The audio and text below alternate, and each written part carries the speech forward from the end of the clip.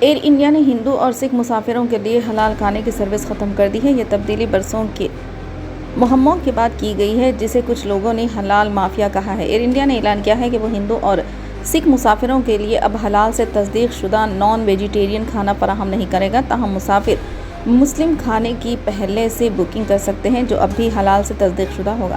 اس فیصلے کا اعلان اتوار 10 نومبر کو کیا گیا، جسے ایئر لائن کے کھانے کی خدمات کی پالیسیوں میں ایک بڑی تبدیلی کی ہے، جس کا مقصد خوراک کی ترجیحات کو حل کرنا ہے۔ اس کا متنوع مسافر اڈا۔ یہ تبدیلی برسوں کی مہموں کے بعد کی گئی ہے، جسے کچھ لوگوں نے حلال مافیا کہا ہے۔ بہت سے مسافروں کو ایسے ماحول میں حلال کھانے کی فراہمی کے حوالے سے کچھ مسائل درپیش ہے، جو زیادہ تر ہندو اور سکھ ہیں۔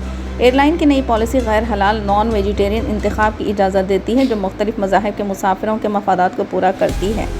مذہبی وابستگی کے لحاظ سے کھانے کی پچھلی درجہ بندی کو پاپولرائز کرنے کی وجہ سے تنقید کا نشانہ بنایا گیا۔ ہندو کھانے اور مسلم کھانے کے درمیان فرق کی وجہ سے مختلف بحثیں ایئر لائن سروس سے نمائندگی کے سوال سے متعلق ہیں۔ اگرچہ ایئر انڈیا کا دعویٰ ہے کہ اس کا ہندو کھانا گائے کا گوشت یا سور کا گوشت نہیں پیش کرتا، لیکن MOML کی پری بکنگ کی اجازت دینے کے لیے اس طرح کی تبدیلی کی کوشش کی گئی ہے۔ تاہم انہوں نے ابھی بھی معاملے کی پیشگی بکنگ دستیاب کرائی ہے، جس میں ان مسافروں کے لیے حلال سے تصدیق شدہ کھانے کی اجازت دی گئی، جو کہ اس ترجیح دیتی ہے۔ ایک پریس ریلیز میں ایئر انڈیا نے لکھا ہے کہ MOML مسلم کھانا MOML سٹیکر کے ساتھ لیبل والے پہلے سے بک شدہ کھانے کو ایک خاص کھانے کے طور پر سمجھا جائے گا۔